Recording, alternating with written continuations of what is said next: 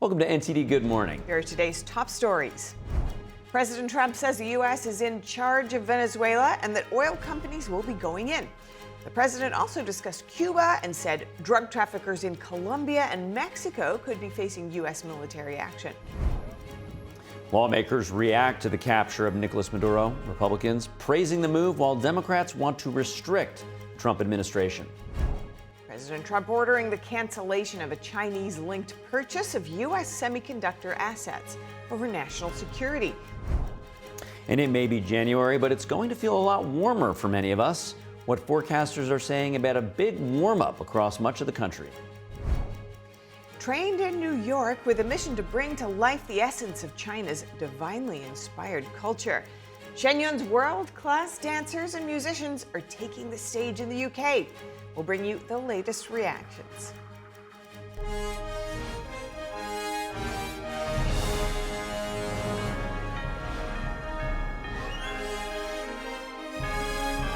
This is NTD Good Morning, live from our global headquarters in New York City. Here are Stephanie Cox and Carrie Dunst. Good morning. Thanks for joining us. Today's Monday, January 5th. You're watching NTD Good Morning.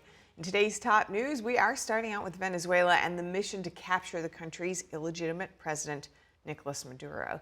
The interim leader is former Venezuelan Vice President Delcy Rodriguez, who has condemned the capture of Maduro and his wife and called for their immediate release. NTD's Daniel Monahan has the latest on that and comments from President Trump on this developing story. President Trump issued a stern warning to interim leader Delcy Rodriguez. I just say that she will face a situation probably worse than Maduro, because, Maduro gave up. Trump says his administration won't tolerate what he described as her defiant rejection of U.S. intervention. The president says a second strike on Venezuela is possible if its leaders, quote, do not behave. Rodriguez wrote on Facebook that Venezuela invited the U.S. government to collaborate with them on an agenda of cooperation oriented towards shared development within the framework of international law, but added that President Nicolas Maduro's message has always been that the people of Venezuela and the region deserve peace and dialogue, not war. President Trump also discussed the current leadership in Venezuela aboard Air Force One today. And don't ask me who's in charge, because I'll give you an answer and it'll be very controversial. What does that mean? It means we're in charge. Have you spoken with her? We're in charge. Trump says they have been in contact with service members who were injured during the operation, saying they are all in good shape. Amazing talent and tremendous patriotism, bravery. The bravery was incredible. Lindsay, they got off the helicopter and the bullets were flying all over the place. As you know, one of the helicopters got hit pretty badly, but we got everything back. Got everything back and nobody killed. The president pushed back on reporters, saying he has changed his stance on nation building. This isn't a country that's on the other side of the world. This isn't a country like we have to travel 24 hours in an airplane. This is Venezuela. It's in our area, the Don Road Doctrine. We're in the business of having countries around us that are viable and successful. Trump elaborated on what will happen with the country's oil. So we're going to have the big oil companies go in. They're going to fix the infrastructure. They're going to invest money. We're not going to invest anything. We're going to just take care of the country. We're going to cherish the country. We're going to take care, more importantly, of the people, including Venezuelans that are living in our country. Secretary of State Marco Rubio also discussed oil and the influence of U.S. adversaries in the region, speaking on Meet the Press. What we're not going to allow is for the oil industry in Venezuela to be controlled by adversaries of the United States. You have to understand, why does China need their oil? Why does Russia need their oil? Why does Iran need their oil? They're not even in this continent. This is the Western Hemisphere. This is where we live. And we're not going to allow the Western Hemisphere to be a base of operation for adversaries, competitors, and rivals of the United States. Rubio says the operation in Venezuela didn't need congressional approval because it was a law enforcement operation with no invasion or occupation. He added that the Pentagon will maintain its military blockade around Venezuela to apply leverage on the country's socialist regime. Rubio criticized reports that the UN denied Maduro's involvement in the drug trade. I don't care what the UN says. The UN doesn't know what they're talking about. Maduro is indicted by a grand jury in the Southern District of New York. Nicolas Maduro is an indicted drug trafficker in the United States, and he's a fugitive of American justice. A significant portion of Maduro's security team was killed in the U.S. operation, according to Venezuelan officials. Venezuelans at a rally in Florida yesterday thanked President Trump for ousting the dictator Maduro. Today I feel like there's a light at the end of the tunnel. There's some hope. We are very, very much thankful to President Trump for this commitment to eliminate Maduro from that has been kidnapping the whole society, our whole economy, who has been destroyed, the country completely looted. And Venezuelans living in Puerto Rico rallied in its capital San Juan yesterday to celebrate the capture of Maduro. Nicolas Maduro is in a New York detention center awaiting a court appearance today on charges of narco-terrorism, weapons offenses, and drug trafficking. Daniel Monahan, NTD News. Thanks to Daniel for that report. And breaking now, as Daniel said, Maduro's been held at the Metropolitan Detention Center in Brooklyn. He was brought via helicopter to Manhattan this morning. And we are expecting to see Maduro in court at around midday today. He's going to be at the U.S. District Court for the Southern District of New York. We'll be bringing that to you live as well. And in a post on X over the weekend, Elon Musk's Starlink said it will be offering free internet services in Venezuela through February 3rd. That's right. The free service is part of a move to support the people in Venezuela after, of course, the U.S. captured regime leader Maduro.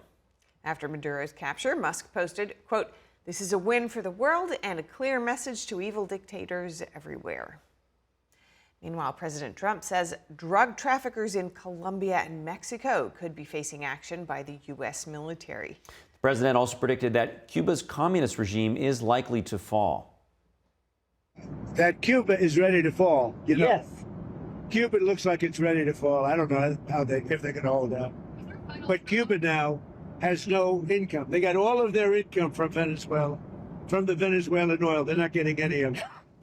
And Cuba literally is ready to fall. And you have a lot of great Cuban Americans that are going to be very happy about this. You were just talking about Cuba and what could come next there. Are you considering U.S. action in Cuba? We're not. I think it's just going to fall. I don't think we need any action. It looks like it's going down. It's going down for the count. Florida, you ever watch a fight? I have. They go down for the count. And Cuba looks like it's going down. What do you think, Howard? The president also discussed Colombia, describing it as very sick. Trump said the country is run by a sick man who likes making cocaine and selling it to the United States. The president said, quote, "He's not going to be doing it very long, let me tell you," seemingly referring to Colombian President Gustavo Petro. Trump also warned that the U.S. might have to, quote, "do something with Mexico." Trump said the country's government is not doing enough to combat drug cartels, saying they are very strong in Mexico. The president said he has offered troops to Mexican President Claudia Sheinbaum to help combat drug trafficking, but said Sheinbaum was just not willing and a little afraid. And joining us now live to discuss Venezuela and the capture of Maduro is Mike Gonzalez. He's a senior fellow at the Heritage Foundation. Mike, thank you for joining us this morning. I'd love to get just your initial reactions to the day's events. Well, this has now been compared to the fall of the Berlin Wall. I can see why. This could now lead to the fall of the communist government, the communist regime in Cuba. It could lead to the departure of China from our region, of Hezbollah from our region, of Russia from our region. This has very wide implications. And by the way, it has to be repeated every time that this was an astonishing feat by our military. Very few, we had some wounded, but very few. And on the other side, there were maybe 40 to 50 soldiers killed. The majority of them, by the way, Cubans. The majority of the people who we killed were not Venezuelans. They were Cuban henchmen sent in by Havana to protect Maduro. That was confirmed by Havana last night. This has to be repeated. Mike, as you point out, it was an astonishing military operation and accomplishment. Can you dig in a little bit more and comment a bit more on the operation itself? Well, I don't know I've talked to people, but I know that it was land, air, and sea. I know that they focused only on where Maduro was. There are some misguided journalists that are questioning Marco Rubio. They were questioning Marco Rubio yesterday as to why the head of the National Assembly, the Interior Minister Diosdado Cabello, was not arrested, why Vice President Delcy Rodriguez was not arrested, or the Defense Minister Vladimir Padrino. I think that may come in due time. In fact, Trump threatened the vice president pretty much with death if she didn't cooperate. And last night, she issued a statement that she will be cooperating with Secretary of State Rubio. So I think they focused on Maduro because he was the head of the Cartel de los Soles, the Cartel of the Suns. Let's be clear about this. Maduro was not the legitimate president of Venezuela. Edmundo Gonzalez won that election in 2024. Maduro was simply a drug kingpin that had to be arrested and extradited to New York. That was carried out in an amazing mission. Yes, and also earlier you had mentioned the broader geopolitical aspects of this, and I do want to get to that. But first, I just want to get your sense of what a transition might look like. Hopefully, it will be short-lived. I don't think anybody in the administration or outside the administration has any doubts that Delcy Rodriguez is a Democrat. She's not. She is as guilty of drug trafficking as Maduro was. She is a communist. But the price of not having American boots on the ground is to work with the people who are there at the moment. The electricity has to be kept on. There are mining concerns. The oil industry needs to be revived. Venezuela has the world's largest oil reserves, but it sells a fraction of what the U.S. sells in the oil market. So that needs now to be reformed, and we need to work with the people that are temporarily in charge until such a time when a democratically elected leader can come in and take charge. That time is not now. I think everybody understands that. Hopefully the transition will not be very long. And now broadening a bit, you had mentioned this almost as if a Berlin Wall type moment.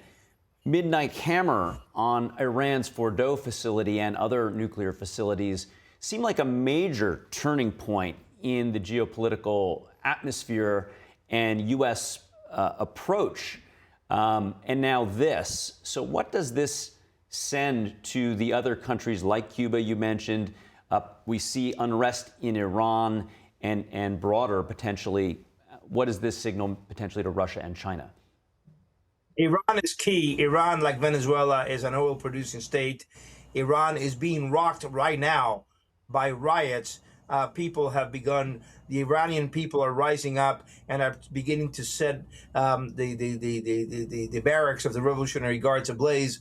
I think those people deserve our support. In fact, President Trump has warned Ayatollah Khamenei that if he has his soldiers shoot at the demonstrators, he will face dire consequences from the U.S.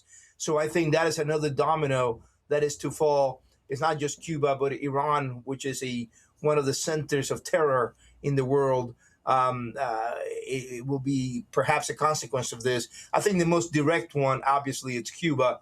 Cuba's regime is kept alive today with Venezuelan oil. That ends right now. Marco Rubio is going to make sure that Cuba does not get one more penny of Venezuelan oil revenues or Venezuelan oil. Mexico will likely try to step in. Mexico is also led by a Marxist leader, Claudia Sheinbaum, but she has not proven capable of running Mexico itself. She's lost control of much of the northern territories to the cartels. So I don't know how she can bail out Cuba when she's very weak at home. Trump addressed that issue on Saturday at his press conference, saying, look, it's not politically correct to say so, but she's lost control of Mexico. You have to remember that every time Mexico City has lost control of its own territory, the U.S. has seen fit to go in. That happened in 1848. It happened also in 1915. And she's on notice, Claudia Sheinbaum. So I don't know how much she can bail out the communist government in Havana.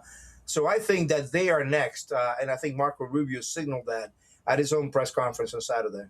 And what does that look like for drug-producing countries or where there's heavy cartel operation, such as Mexico and Colombia? Does that mean that if they don't reform on their own, that you expect some sort of military operation similar to what we saw here in Venezuela? Well, there have already been extraditions of drug kingpins from Mexico, U.S. extraditions of drug kingpins from Mexico. I think that we will, look, I think President Trump and Vice President Vance are very clear that they take the drug situation very, very seriously. A lot of the people dying of overdose, the hundreds of thousands of Americans who die of drugs overdose, many of them are in MAGA country. They were forgotten under the previous administration. Biden did nothing for them. In fact, Biden opened the borders and had millions of people come in who were bringing in drugs.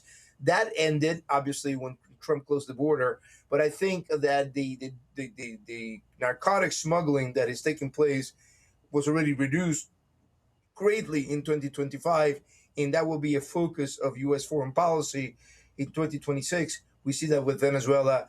We will see that with Mexico, and we will see that also with Colombia.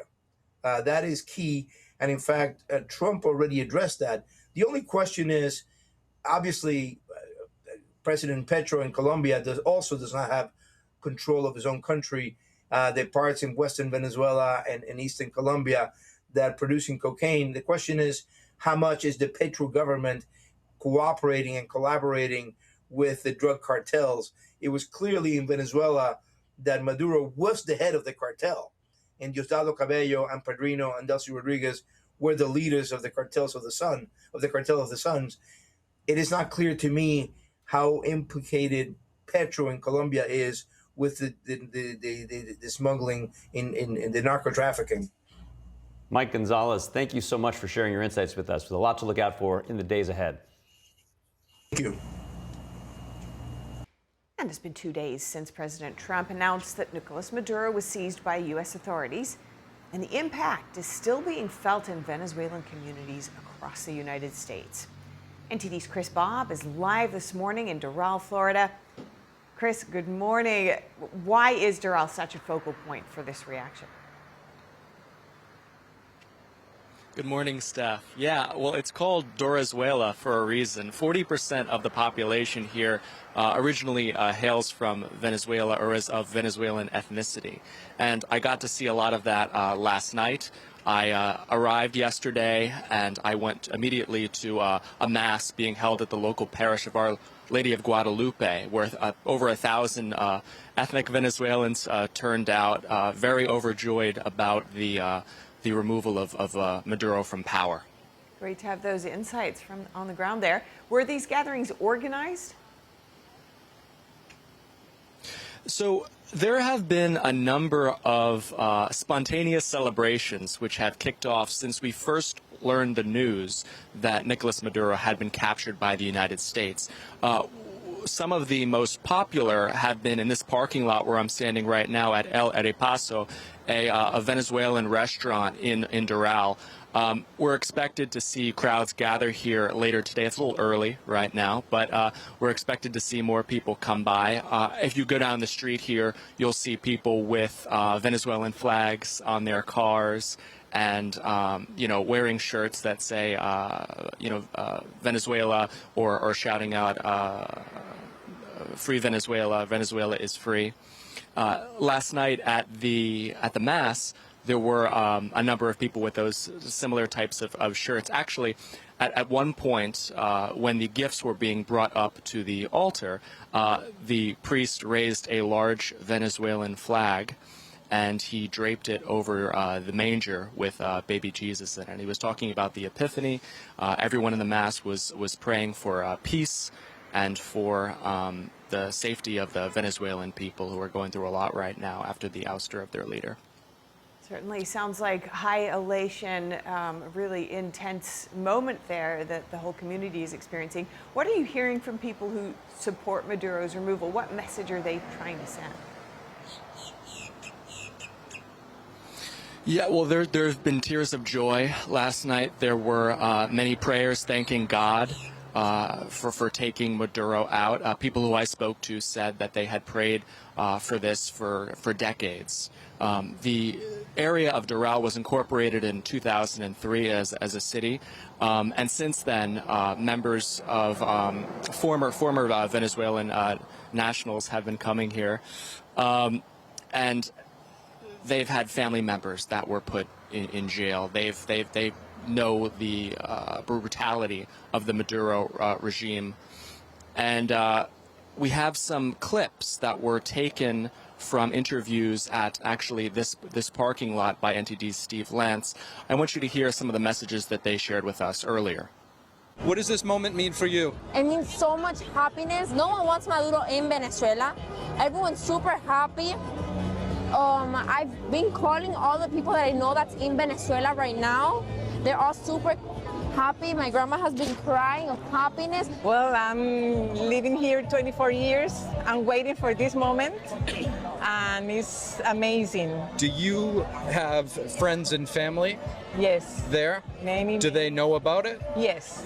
What is their reaction? They are, trying not to be happy, waiting for the prisoners that still are in prison. So.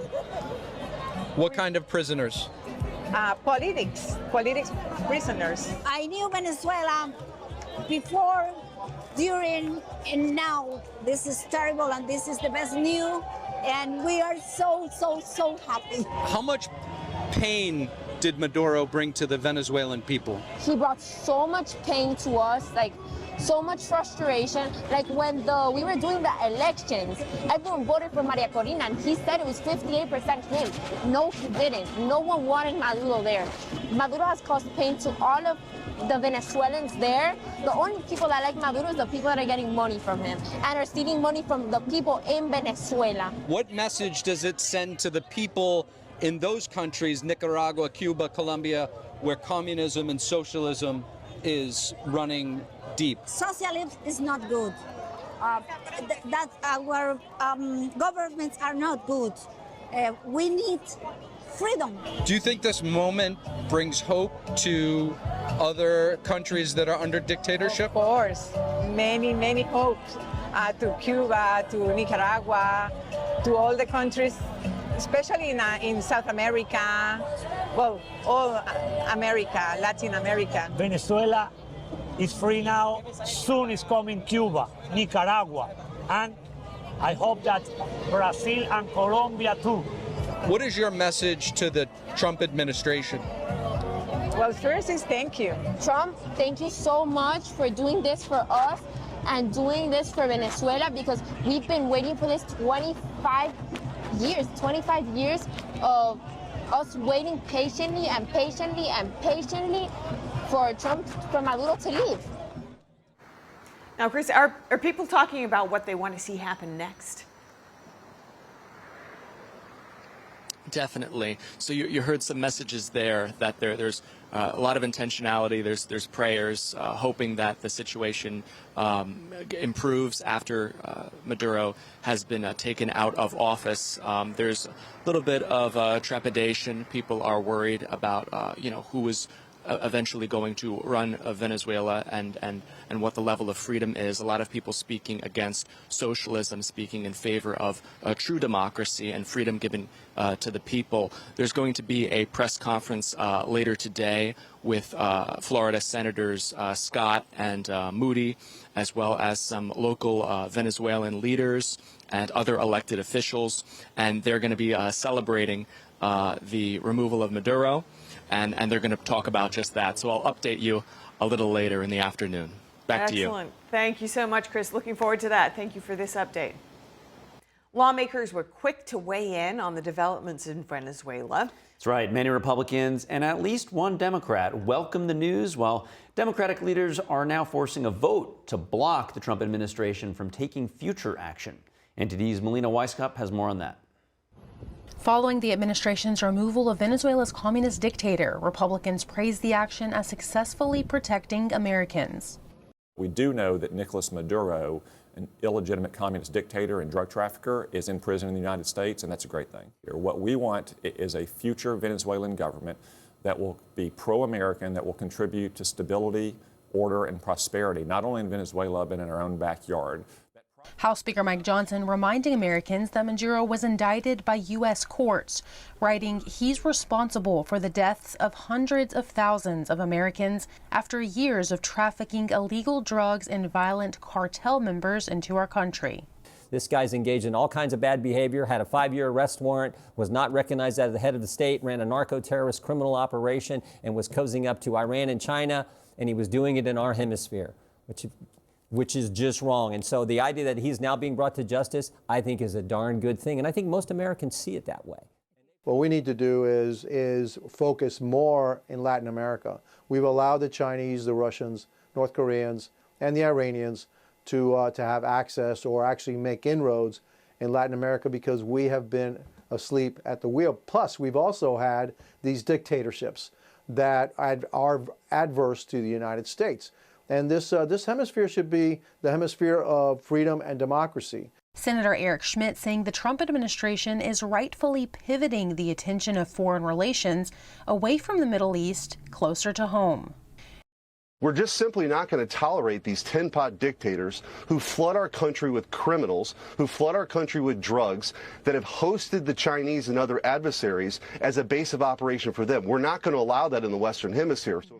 Meanwhile, many Democrats are taking issue with the administration's actions, some even eager to strip President Trump of his authority to take further actions. Senate Democrats are planning to force a vote this week on whether to formally authorize the U.S. military's actions in Venezuela.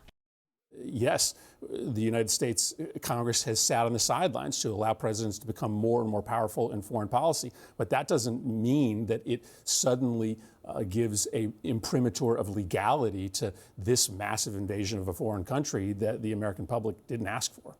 Many Venezuelans in America have celebrated Operation Absolute Resolve. At least one Democrat, Congresswoman Debbie Westerman Schultz, welcomed Maduro's capture. Westerman Schultz represents the highest concentration of Venezuelans living in the U.S. She said she's happy he will be held accountable for his crimes, which includes crimes against humanity as well as narco-trafficking crimes. So I'm not shedding any tears that this reign of terror is over. Trump administration officials are expected to brief lawmakers on the military action in Venezuela this week. Reporting from Washington, D.C., Melina Weisskopf, NTD News. The Trump administration now addressing the concerns of Venezuelans in the U.S. Homeland Security Secretary Kristi Noem says Venezuelans who lost temporary protected status still have a pathway to asylum. Noem says every former TPS recipient will receive an individual review. The Supreme Court officially allowed the Trump administration to end protected status for more than 500,000 Venezuelans in the U.S. this weekend, a process that began last spring. The policy shift follows the capture of Venezuelan President Nicolas Maduro, as we've been reporting. President Trump says the United States will temporarily oversee Venezuela to ensure a stable transition. Despite Maduro's arrest, Venezuela's vice president insists he remains the country's legitimate leader. Noem told Fox News Sunday the U.S. wants a leader in Venezuela who will be a partner that understands American interests. NTD's international correspondent Arian Pazdar brings us more. Besides capturing Maduro, the U.S. also hit various military bases in Venezuela. Footage shows the aftermath of the strikes on Sunday.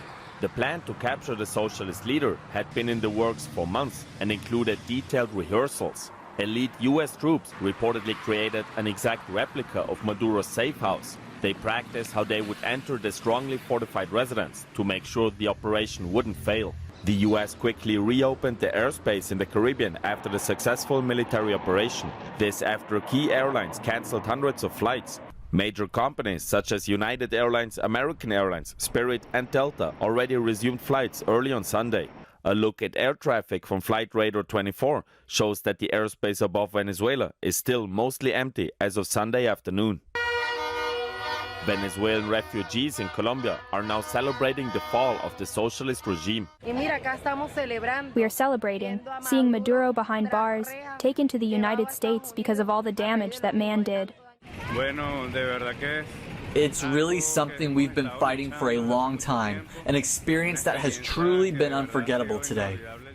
Heads of state from across the globe are weighing in as well.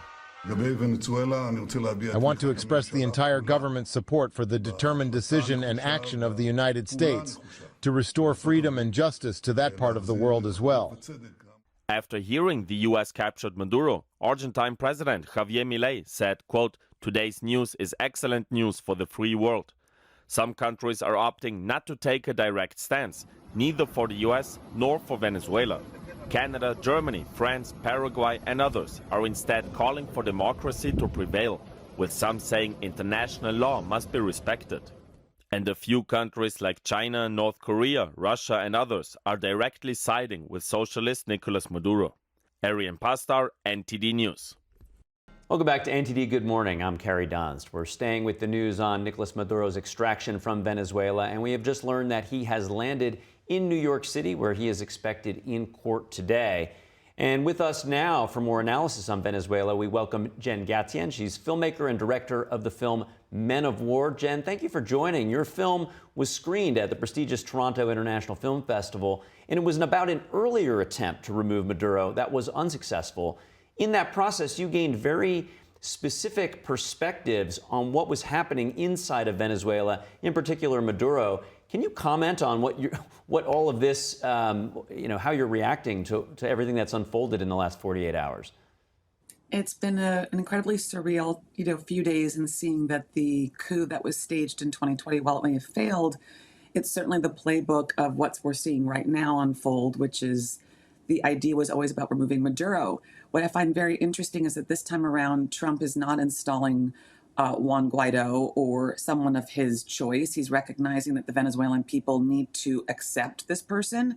And if this person in leadership is just seen as a puppet for the United States, it's going to backfire. So I do think it is strategic on his part in not taking someone and deciding who they're going to be, but rather putting in Maduro second in command. That said, I do think that Rodriguez is a bad choice and that she will ultimately repeat the pattern of Maduro, and we will find ourselves in a constant flux of leadership in Venezuela. Now, in your film Men of War, you interview Venezuelan Major General Claver Alcala Cordonez, and he shares specific insights into Maduro's VP. Can you share some of what his understandings were that were expressed in your film and what you've subsequently learned? What I read about Delcy Rodriguez, her and her brother have been in Maduro's camp for a long time. And from Claver Alcala Cordonez's perspective, she is the one that has been, really actually doing the damage to Venezuela, with Maduro sort of serving as the front man for it. So I think he could give us a real cautionary tale that by going along with her, we are going to be seeing the same patterns of egregious humanitarian issues, of corruption and of drug trading. Yes, and I believe that he implicates that some of Delcy Rodriguez's family members having a direct role in illicit drug trade. Can you share more on that? I think that Claver Cordonez could be an extreme help to this country in recognizing that he has the insight and the 34 years as a military leader in the country under Chavez. And he saw this coming with Maduro a long time ago. And when I interviewed him extensively in 2021, he did say that the only way that this would ever come to a head with Maduro being removed from power would be through violence. And at the time, I was more subscribing to the idea that that didn't need to happen, that there would be a way to negotiate. But as you can see, I do believe that the Trump administration did do their best efforts in reaching some sort of agreement with Maduro. He was never going to usurp his power. And hence, what Claver Cordonez predicted, this would have to be a violent end to his leadership, was on the money. Again, I'm here to say that after spending so much time with him and him understanding this country and the need for leadership in a place like Venezuela needs to be someone that is truly respected by the military. And I don't think that Delcy Rodriguez has that. And I really think that we're making a mistake by just assuming that she's the rightful person to be leading Venezuela. And as General Cordonez had suggested, it was an overwhelming act of military power to extract Maduro alive with his wife. And that's what we're seeing here on the screen now as he's brought to court in New York City to face the charges that he's been charged with. As it relates to this transition, most international monitors have recognized that the results of the last election were not legitimate. So what does it look like as it relates to bringing in, through some sort of transitional process, the rightful elected leadership of Venezuela? I would defer to Cleaver Cordonez, but my understanding after spending 4 years in the rabbit hole that is Venezuelan politics, power grabs, this is about oil money. We've had our eyes set on Venezuela for a long time. In fact, this has been going back to 2018 in the first Trump administration. He made it very clear that this was a country that he wanted to have control of, or certainly had relationships with, for the oil. And don't forget, there's also uranium and gold. My experience with Venezuela is that without the military truly believing in leadership, there is no ability to run that country. And it's just Latin America is different from the United States in that we don't put that, as our primary, importance in a candidate in this country, that they've served the country. But I can tell you that in Venezuela, unless the military is backing whoever's is in leadership, they'll be in a constant risk of being removed. And generally in these types of situations, as you point out, people do respond to carrots and sticks, but we don't want a nation build at the same time. So how do we, we've already kind of made the first move. It can't be undone. So how do we proceed as an outside party to guide the Venezuelan people, as well as you point out, the strong military influence in that country toward a governing structure that represents the people? I was stunned that Machado wasn't installed. And after getting the Nobel Peace Prize and dedicating it to Trump, I was really taken by surprise that he didn't put her in. But I think it's a testament to him actually understanding the landscape there, that you truly cannot just substitute out and put in who is deemed as America's choice in leadership. The people of Venezuela will not trust it. And so we do need to collaborate and find a way to work together. Otherwise, it's going to backfire. And we've seen how that played out in other countries that we've done this exact same playbook of deciding that we're going to go after a president for a drug charge, remove them with as a law enforcement issue rather than a military. It appears it is a military invasion, but it is done under the cover of it being an arrest for the DEA. So we've seen this go before, and I think we're, hopefully learning from those lessons that by simply assuming that the American way is going to play over there, we are going to be wrong. How does Marco Rubio's role take a central position in trying to navigate what is, as you point out, an incredibly complex next few days, weeks, and months? Without knowing his background extensively, other than being Cuban and having been in politics and understanding the Latin American landscape, I think personally he's taking on too many roles in this administration. That's just my personal thing. I don't know how he can fulfill all these positions, and now including running a country and outside of the United States. So, but it does seem clear that he also has made a career out of wanting to remove socialist dictators. And as I do think that we will be seeing more and more of this. I mean, they've certainly led on that Cuba is on the chopping block, and Greenland also, while not a dictatorship, is certainly a place that Trump has had his eyes set on for some time as well. And as we, of course, watch the footage of Maduro arriving in New York City to court, it makes one wonder, as Trump pointed out in his gaggle on Air Force One yesterday, that Mexico, Colombia, Cuba, all of these places where you either have autocrats in position or you have heavily cartel-influenced political environments that they're on notice. Do you expect any other things to happen regionally as it relates to, we've seen the drug boats obviously being targeted. Do you expect any other types of military actions against cartel operations in the places just mentioned? I do see it, but I see it being, again, a strategic thing where we're using the going after cartels as a pretext to going after countries where we actually want the resources.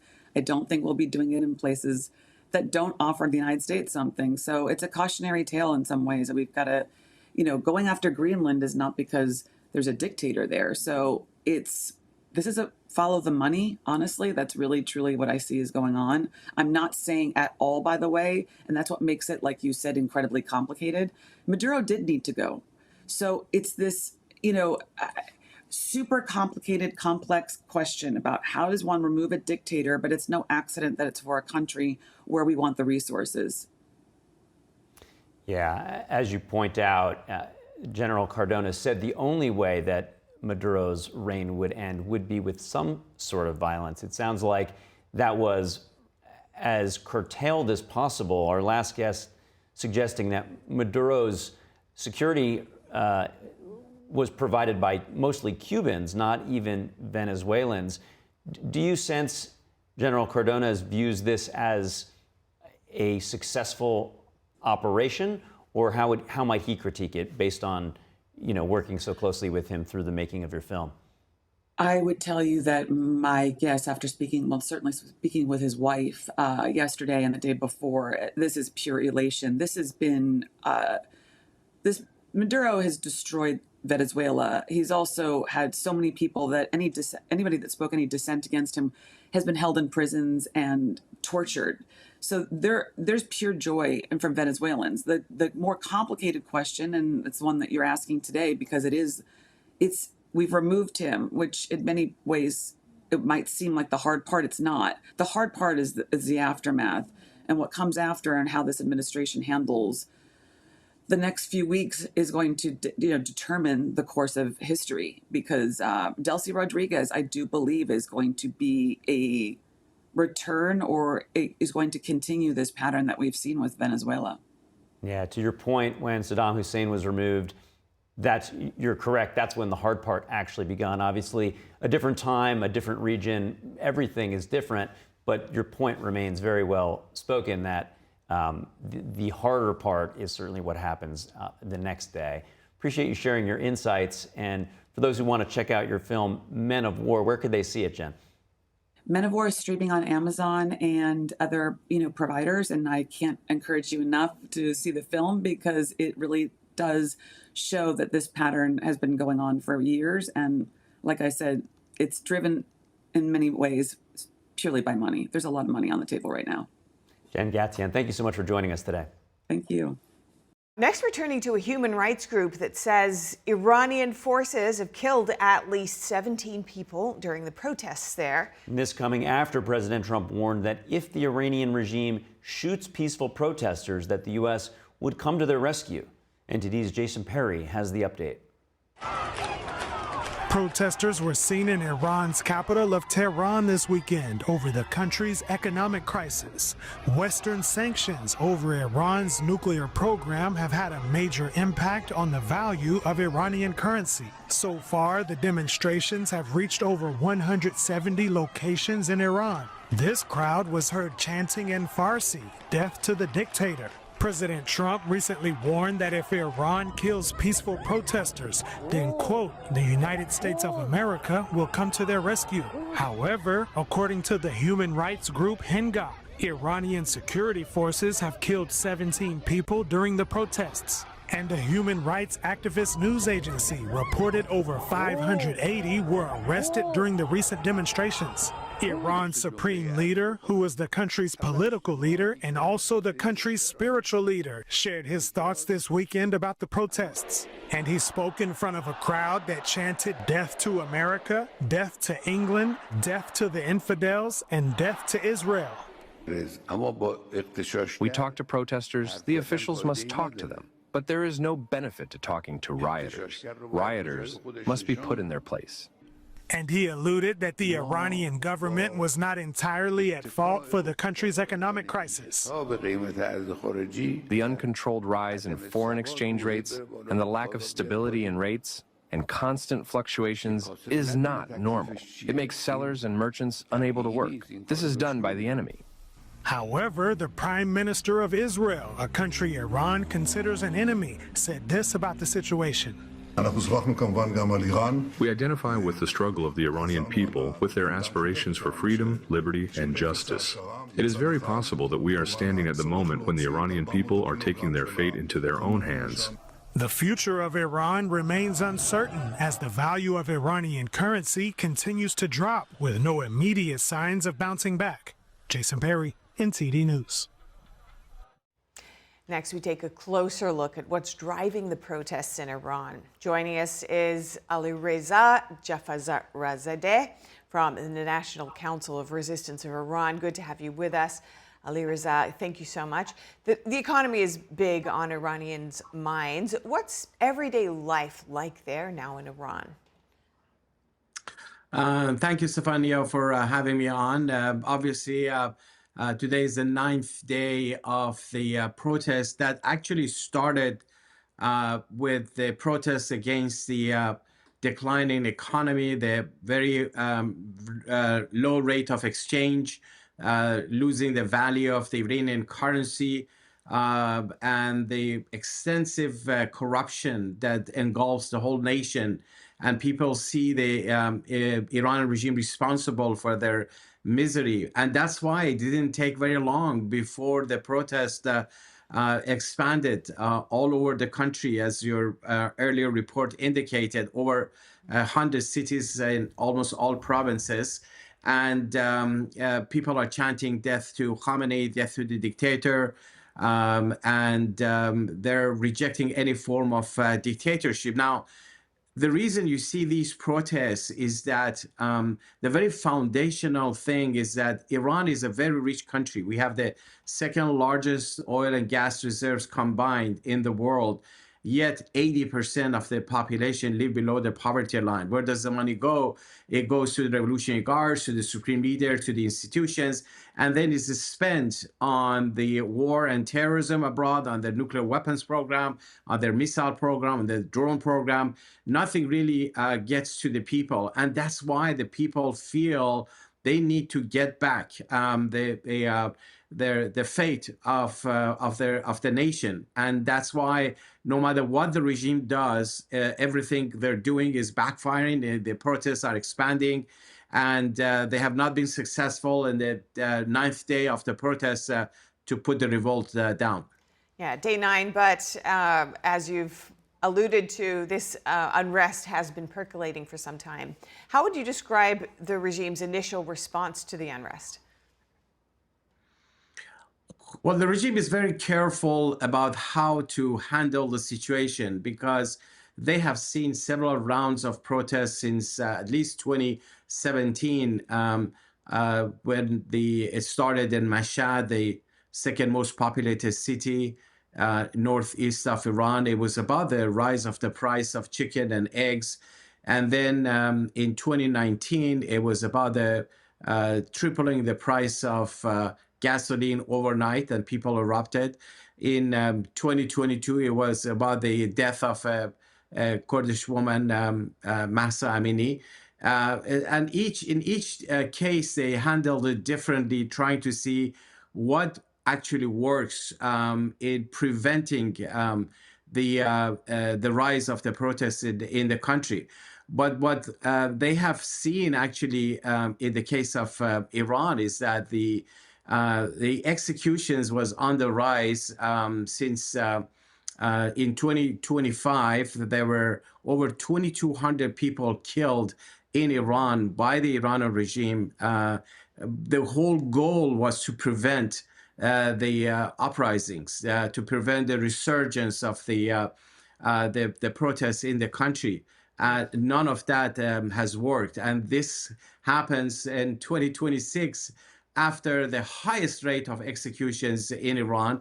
The main focus of the Iran regime is obviously on the main opposition, those who are fighting the regime, who have a history of fighting the regime for over 4 decades. And the Khamenei recent speech that you just showed, the regime supporters were chanting death to the United States, death to the MEK, which is the main force that is acting as engine behind the protests and the main force that exposed the major nuclear sites of Iran, and they have organized force on the ground. And so where do you expect these protests to go from here? We saw footage there of pictures held by protesters of the Iranian Crown Prince Reza Pahlavi. There are calls for him to come back. What are you expecting? Well, those, one of the tactics the regime has used is to derail the protest, to making it look like as though it's about going back to the dictatorship of the Shah, which, by the way, the people overthrew in a massive revolution, sweeping the Shah's dictatorship out of power because he had the secret police savak that put intellectuals in jail. He built the notorious Evin prison. He declared a single party rule, and he was so corrupt, and that's why the nation everywhere they rose up against the Shah. And too bad the genuine revolution was stolen by the mullahs.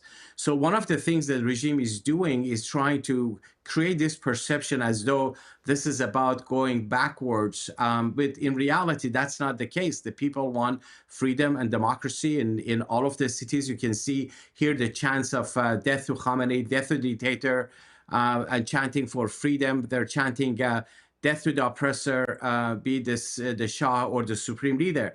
They have, in many of these cases, manufactured clips with voiceover to pretend as though that there is call for the return of the dictatorship of the Shah, or praising the dictatorship of the Shah, or even having their own elements on the ground, throwing these slogans in order to deviate attention from the main slogan of the protest, which is death to Khamenei. Every time there is this chant, you see some plainclothes people show up and chant other slogans to deviate attention.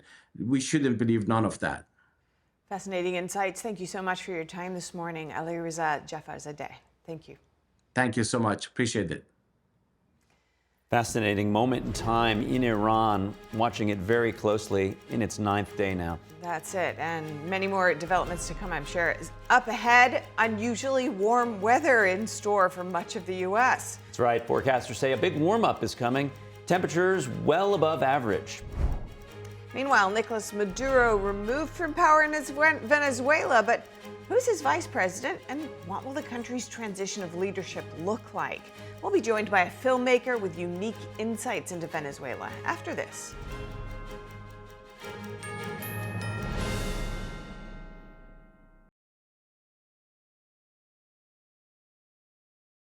Great report there from Arian. Next, we take a look at the weather here in the U.S.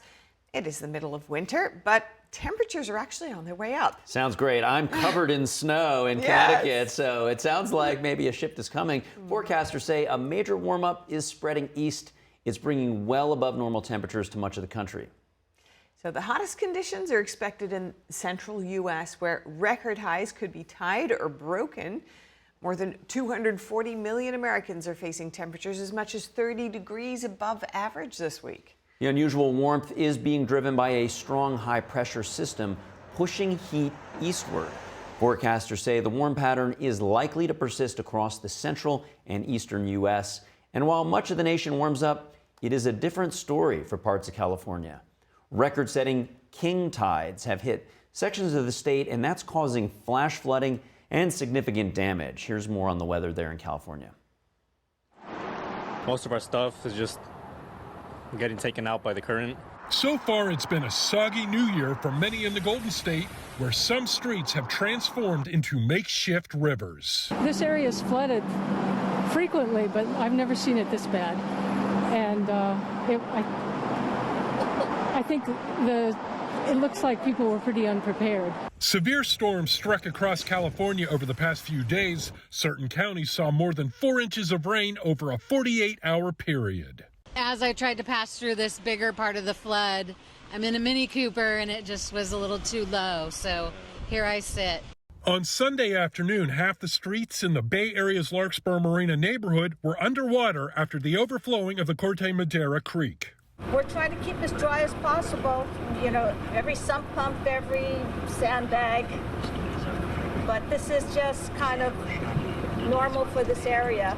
But it's just this is really much worse than we've ever seen. King tides are the highest predicted tides of the year for a coastal location, and officials say these are the largest ones the region has seen since 1998.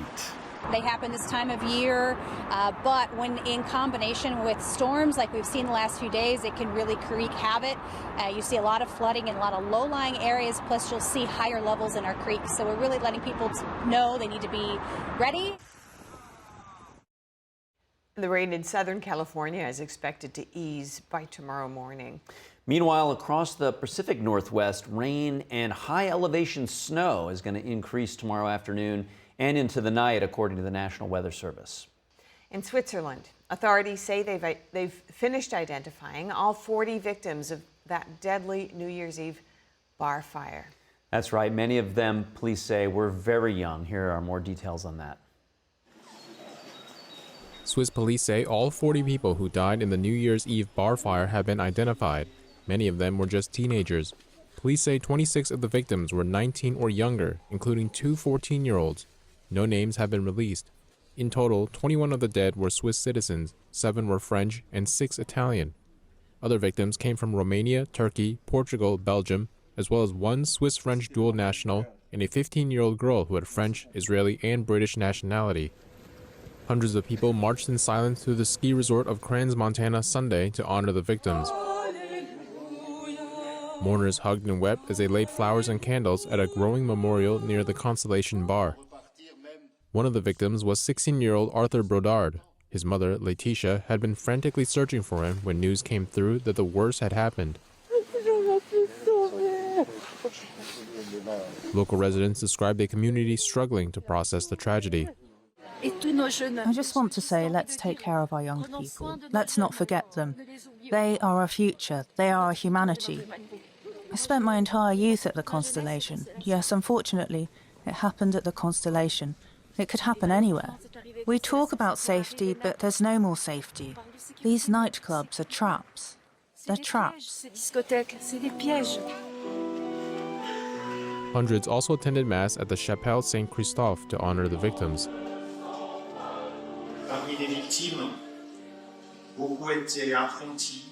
Among the victims, many were apprentices, schoolboys, schoolgirls, and students. We pray for their friends, deeply affected by this tragedy, on this night that was meant to be a day of celebration and friendship. Prosecutors say the fire was likely caused by sparkling candles, which caused the ceiling of the bar's basement to catch fire.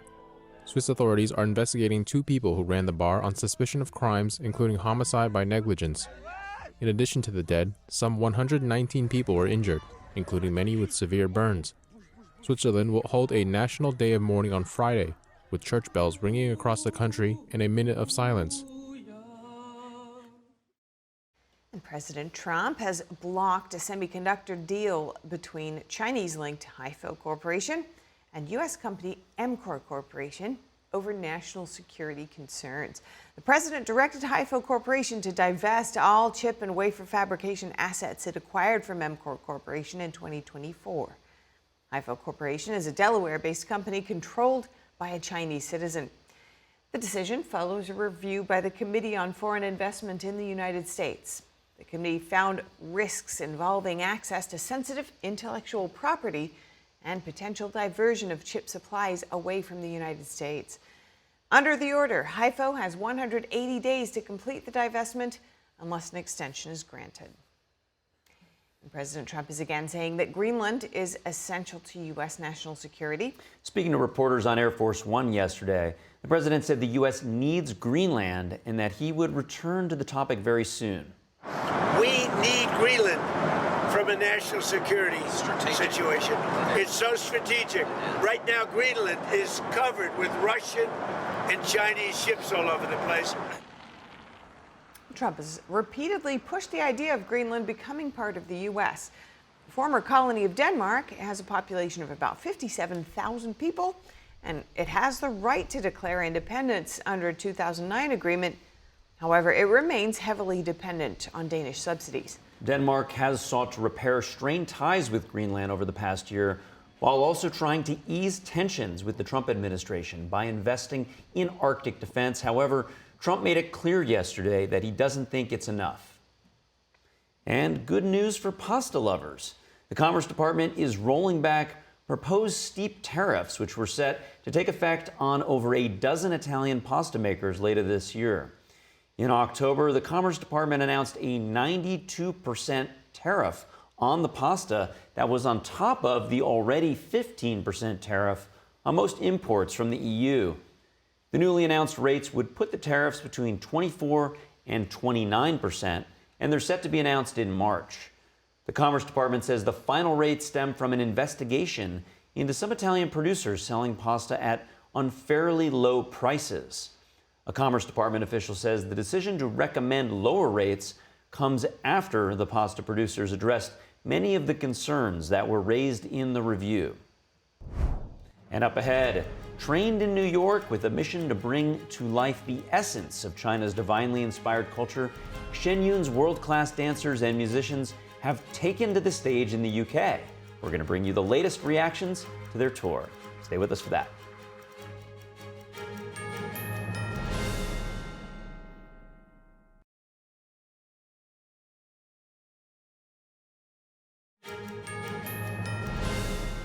Welcome back. World-class dancers and musicians took to the stage at the ICC Birmingham as Shen Yun Performing Arts began its 2026 tour in the UK. And NTD is, of course, a proud media sponsor of Shen Yun. Let's hear more about the performance and what some audience members had to say. Classical Chinese dance is one of the most expressive art forms in the world. It's been passed down over thousands of years and has helped to preserve China's ancient culture. It's through this art form that Shen Yun artists can tell stories that bring to life the inner essence of China's divinely inspired culture. One audience member said she was deeply moved after watching Shen Yun Performing Arts at the ICC Birmingham on January the 3rd. Christmas Day, open an envelope, and there were 2 tickets. So I cried. So I'm so happy, over the moon to be here. And it was incredible, absolutely incredible. I cried on the first dance. So I sat there thinking, oh my gosh, my mascara is going to start running. But so emotive, it's just beautiful.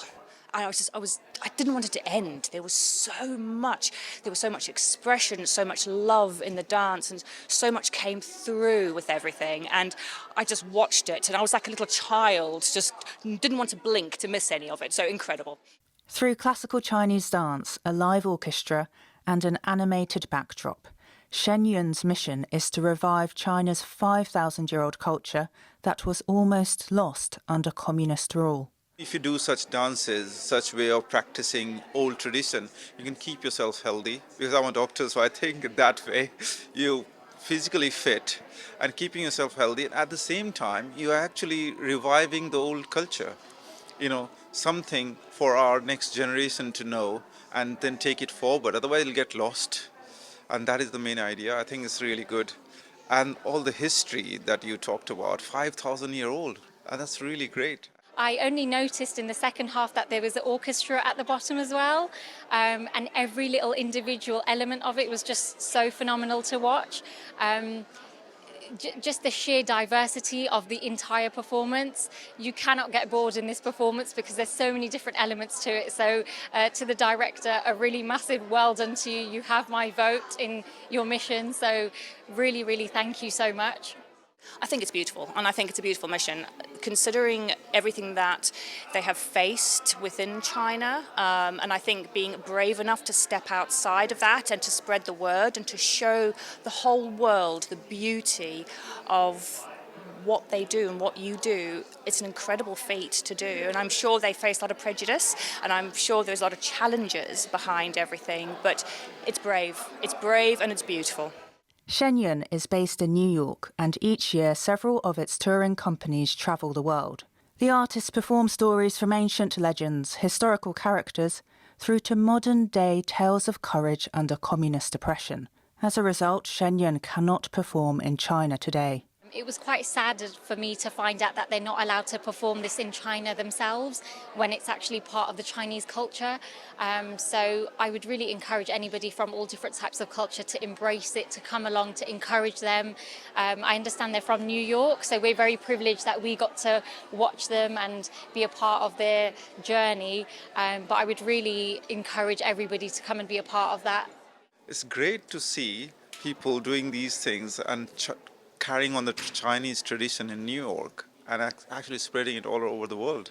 In the coming days and weeks, Shenyun will perform in theatres across the UK, including in London, Northampton, Glasgow and Edinburgh.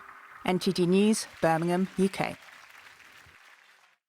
And great to see some of those cities in the UK, but of course the 2026 World Tour has begun, and Shenyun this year is marking 20 years since it first began, and it's going to be touring with an expanded set of performances across the world. So be sure to check out where you might be able to see it near you. I also highly recommend it. Oh, I'm hoping to see it this year. I love to go every year. And it's amazing. It's been 20 years. I can recall when they started with just one company, now 8, covering pretty much every major city and minor city around the world. So even if you live in a small market, you should check their website. There's a good chance they're within driving distance of your city. That's it. All right, next we're turning to Hershey, Pennsylvania, where a hockey game turned into a sea of stuffed toys during the annual teddy bear toss. That's right. The American Hockey League's Hershey Bears hold the event annually to help local charities. The Bears were playing the Rockford Ice Hogs when the first goal of the game triggered the toy toss.